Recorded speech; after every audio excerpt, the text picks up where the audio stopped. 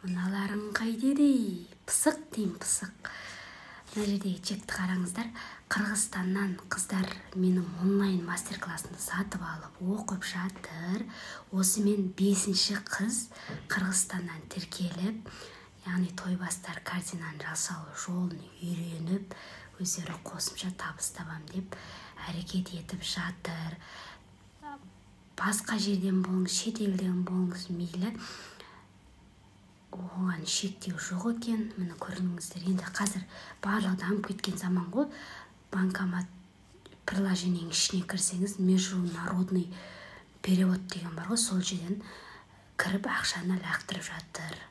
Өздері анда көрсетіліп тұрады, сонымен лақтырасың ба, рубльмен лақтырасың ба, евромен лақтырасың ба, доллармен лақтырасың ба, барлығы түсінікті. Ал біздің қыздар, қазақтар әлі отыр цена сұрап. Қанша.